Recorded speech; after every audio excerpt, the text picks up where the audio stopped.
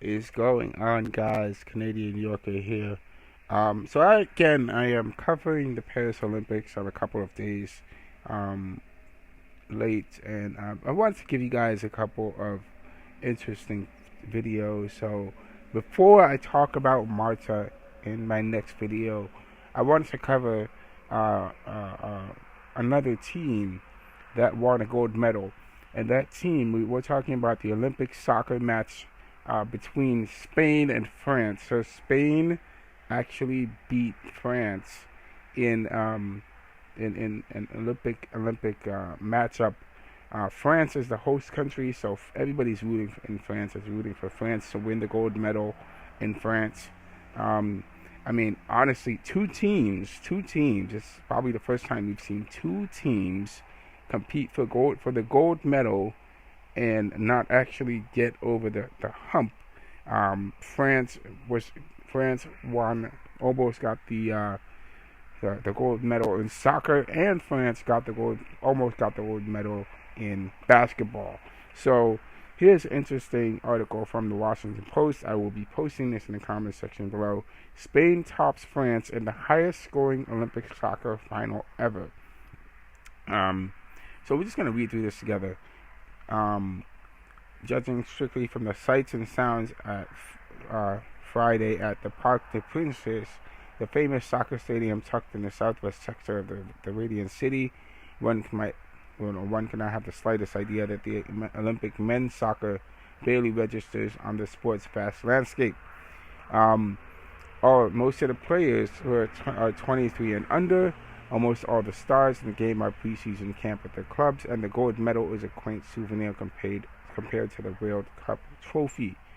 Um, However, this was an occasion transcending the tournament's narrow parameters because um, because of the exceptional talent that has crossed paths for an evening as breathless drama, culminating with two extra time goals by substitute Sergio Camelo that lifted Spain over France 5-3 for its first gold medal in 32 years, the highest scoring Olympic soccer final ever for either men or women, extended France's gold medal drought to 40 years. Wow.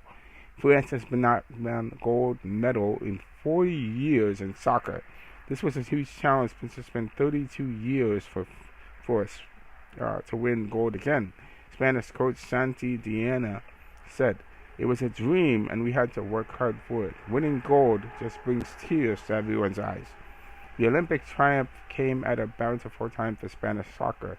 In the past year, the women's national team won the World Cup gold, and the men's squad won the European Championship.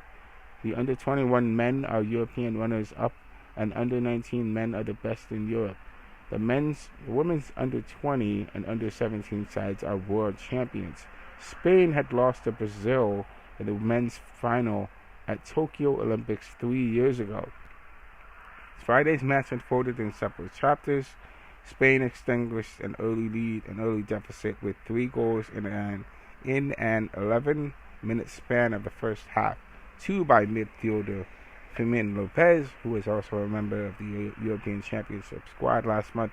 France scored this in the 79th minute and drew even on a penalty kick in stoppage time.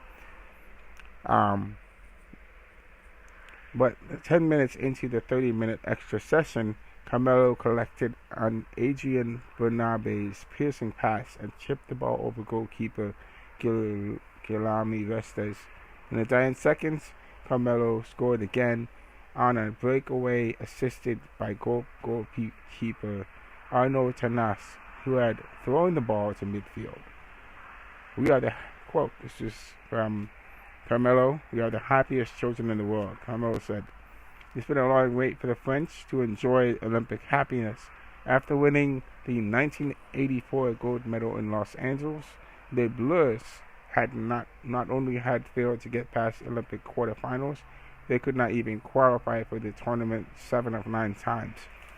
Using their automatic berth, this summer they struggled at times in the group stage and needed to come from behind to dismiss Egypt in an extra time of the semifinals Monday.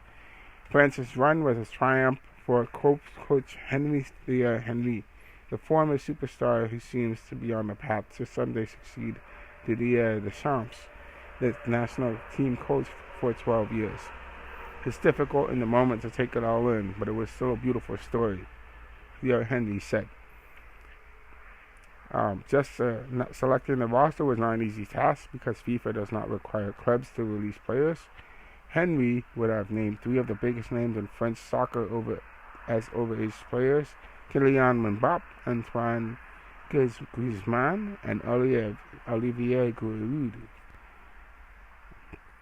This is what he said, quote, "I haven't been rejected since high school," Henry joked before this tournament. He was able to assemble a formidable squad because France is producing a seeming endless supply of world-class talent, as is Spain. France went ahead in the 11th minute when Tenas, who plays at Parc des Princes for Paris Saint-Germain, misjudged Enzo Elliott Muller's wicked shot from just inside the penalty area. 7 minutes later, France lets Lopez open in the heart of the box for a quick one-timer on Alex Benya's pass. In the 25th minute, Lopez, a 21-year-old from FC Barcelona, put away the rebound after Restes blocked Abel Ruiz' close-in bid for his 6th goal in 6 matches. And the goals kept on coming on a 20-yard kick in the 28th minute. Baena hooked the ball into the near side with such exquisite execution, and Restes did not budge. Henry said, quote, "There were a few minutes during the first half in which we disappeared, and we paid a high price for that. The freewheeling match left the door open for France to a French comeback or a Spain blowout. France's Manu Kone headed off the crossbar on the 57th minute, and Spain tried to slow down the tempo and sustain possession. However, France continued to press. The rain began to fall. Tenas made a diving save on Kone in the 72nd minute. 7 minutes later, Michael Olise drove a free kick into the tangle of players. French substitute Magnez Aklouche looped in the ball's path. Tenas tried tracking it as it skidded into the far corner of the net. Whether he deflected it, Aklouche was credited with the goal. Pushing by the deafening crowd, France kept coming. On a corner kick in the early stoppage time, Juan Miranda pulled down Arnaud Colomundu in the box. After a video replay, the penalty kick was awarded. Jean-Philippe Mateta converted before the match reached extra time, though France's Bernat Tenitez hit the crossbar. Extra time was more of the delightful until Carmelo provided the breakthrough and the finishing touch. During the medal ceremony, French fans serenaded their team with full-throated renditions of the national anthem La Marseillaise, and the unofficial anthem of the Olympics, Allez les Blues. Go Blues, it means in French. "We lost tonight," Henry said, but they kept singing. Okay, so that is it, guys. France, unfortunately, had a heartbreaking defeat at the hands of Spain in the Paris Olympics and lost to Spain 5-3.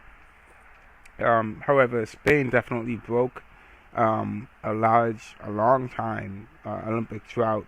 For 32 years, they have not seen the gold medal in soccer for 32 years. I mean, that is quite an accomplishment in seeing them break and reach that thing. However, France is going to see its 40-year of seeing no Olympic medal whatsoever, and that is quite a long time to not see Olympic medal for a team. I'm really hoping that my Jets this year will be able to win an NFL championship, but that's a video for another day.